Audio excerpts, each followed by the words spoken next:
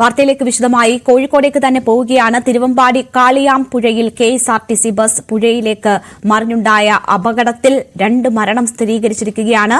ബസ്സിൽ കുടുങ്ങിയവരെ പുറത്തെത്തിച്ചിട്ടുണ്ട്. ഫയർഫോഴ്സും നാട്ടുകാരും ചേർന്നാണ് രക്ഷാപ്രവർത്തനം നടത്തിയത്. ബസ് ഉയർത്താനുള്ള ശ്രമങ്ങൾ അവിടെ ക്രെയിന്റെ സഹായത്തോടുകൂടി നടക്കുകയാണ്. കൂടുതൽ പേർ ഇനി അവിടെ കുടുങ്ങിക്കിടക്കുന്നില്ല എന്ന വിവരമാണ് ലഭിക്കുന്നത്. എല്ലാവരെയും ആശുപത്രിയിലേക്ക് മാറ്റി എന്ന് മനസ്സിലാക്കുന്നു. അപ്പോൾ പോലും അവിടെ തെരച്ചിൽ പൂർണ്ണമായും നിർത്തിയിട്ടില്ല. ഇപ്പോഴും തെരച്ചിൽ നടക്കുകയാണ്. ആശുപത്രിയിൽ പ്രവേശിപ്പിക്കപ്പെട്ടവരിൽ ചിലരുടെ നില ഗുരുതരമാണ് എന്ന വാർത്തകൾ വരുന്നു. 3 പേർ ഫ്രണ്ടിലുണ്ടായിരുന്ന 3 പേരുടെ നില ഗുരുതരം എന്ന വിവരങ്ങളാണ് വരുന്നത്. മുൻഭാഗം ബസിന്റേത് പൂർണ്ണമായും പുഴയിൽ മുങ്ങിയ നിലയിലായിരുന്നു. 2 പേരുടെ മരണം ഇപ്പോൾ സ്ഥിരീകരിക്കുകയും ചെയ്തിട്ടുണ്ട്. ആസാദ് അവിടെ നിന്ന് വിവരങ്ങളുമായി നമുക്കൊപ്പം ചേരുകയാണ്. ആസാദ്, മരണം 2ആയി ഉയർന്നിരിക്കുന്നു എന്ന ദുഃഖകരമായ സാഹചര്യമുണ്ട്. ആശുപത്രിയിൽ എത്തിച്ചിട്ടുള്ളവരുടെ നില സംബന്ധിച്ച് ഇപ്പോൾ നമുക്ക് ലഭിക്കുന്ന വിവരം എന്താണ്? എന്തൊക്കെയാണ് കൂടുതലായും അവിടെ നിന്ന് നൽകാനുള്ള വിവരങ്ങൾ?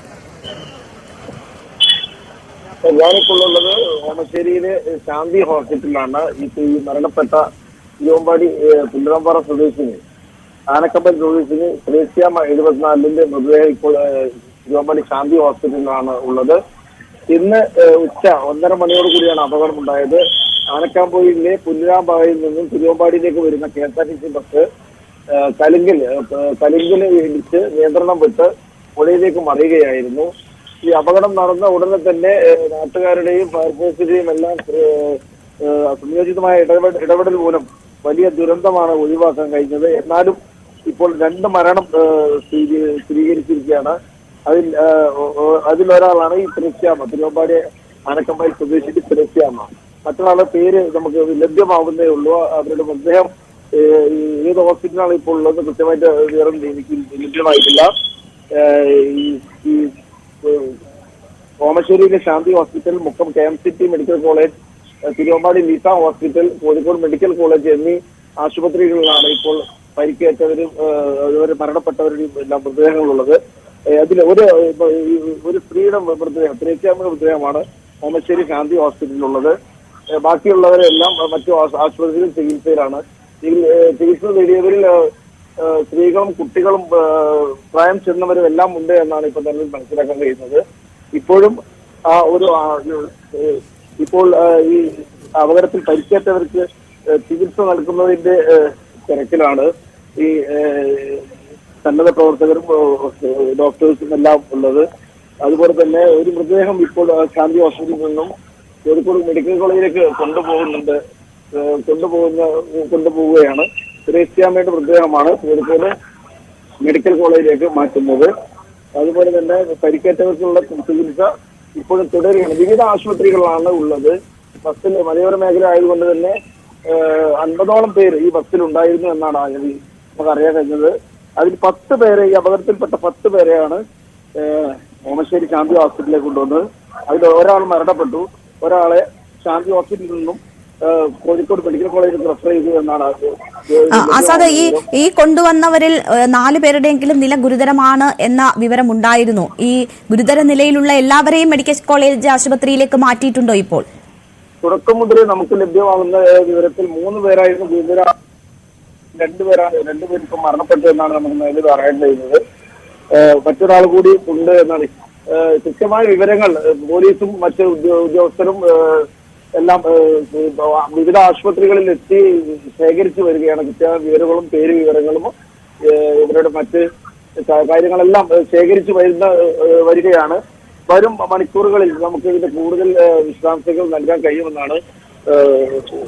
ആസാദ്, ഇപ്പോൾ ലിസ ആശുപത്രിയിലല്ലേ ഉള്ളത്? അവിടെ എത്ര പേർ പ്രവേശിപ്പിക്കപ്പെട്ടിട്ടുണ്ട് എന്നതിന്റെ വിവരമുണ്ടോ? അവിടെ പ്രവേശിക്കപ്പെട്ടവരുടെ ആരോഗ്യനില സംബന്ധിച്ച് ഡോക്ടർമാർ നൽകുന്ന വിവരം എന്താണ്? ഞാനിപ്പോൾ നിലവിലുള്ളത് ഓമശ്ശേരിയിലാണ്. ഓമശ്ശേരി ശാന്തി ഹോസ്പിറ്റലിലാണ് ഞാനിപ്പോൾ നിലവിലുള്ളത്.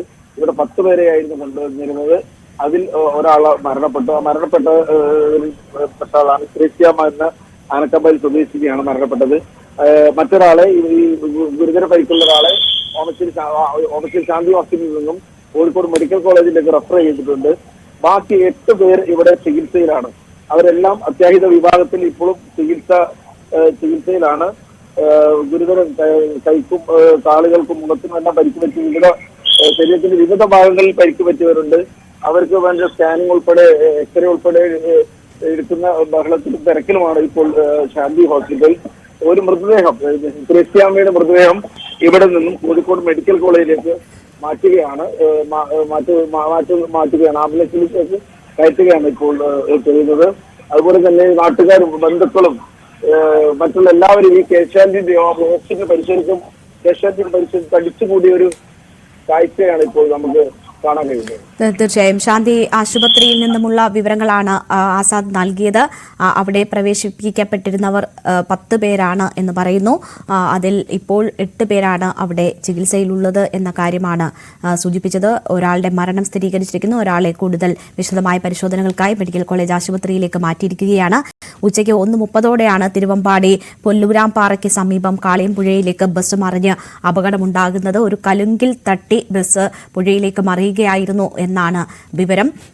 അല്പം വേഗതയിലായിരുന്നു ബസ് എന്ന് രക്ഷപ്പെട്ട യാത്രക്കാർ സൂചിപ്പിക്കുന്നുണ്ട്.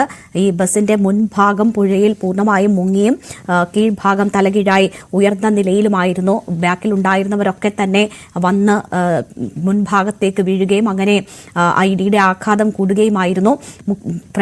മുൻവശത്ത് ബസിന്റെ മുൻവശത്ത് ഇരുന്നവർക്കാണ് കൂടുതൽ പരിക്കേറ്റിട്ടുള്ളത്. അവരെ വിവിധ ആശുപത്രികളിലാണ് ഇപ്പോൾ പ്രവേശിപ്പിച്ചിട്ടുള്ളത്. നമുക്ക് സംഭവം നടന്ന സ്ഥലത്ത് കാണാം.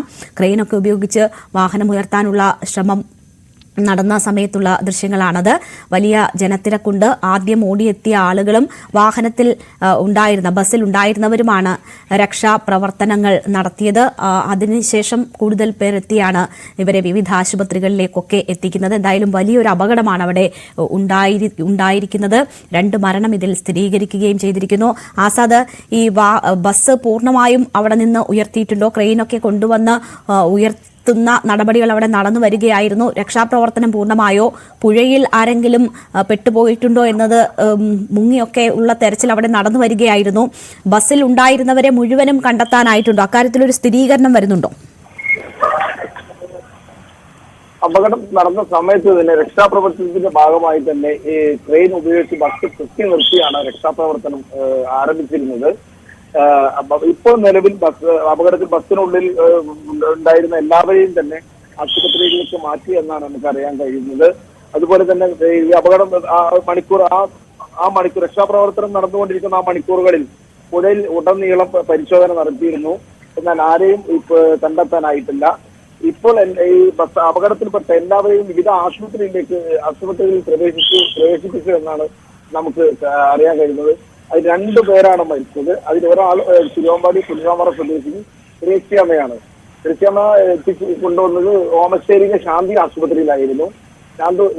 മരണപ്പെട്ട ത്രേസ്യാമ്മയുടെ മൃതദേഹം ഇപ്പോൾ ഓമശ്ശേരി ശാന്തി ആശുപത്രിയിൽ നിന്ന് കോഴിക്കോട് മെഡിക്കൽ കോളേജിലേക്ക് കൊണ്ടുപോയിട്ടുണ്ട്. ഇപ്പോൾ ഈ അപകടത്തിൽപ്പെട്ട എല്ലാവരെയും തന്നെ വിവിധ ആശുപത്രികളിൽ എത്തിക്കാൻ പറ്റി എന്നുള്ളത് തന്നെ വലിയൊരു ആശ്വാസമാണ്. അത് 2 പേരാണ് ഇപ്പോൾ മരണപ്പെട്ടിരിക്കുന്നത്.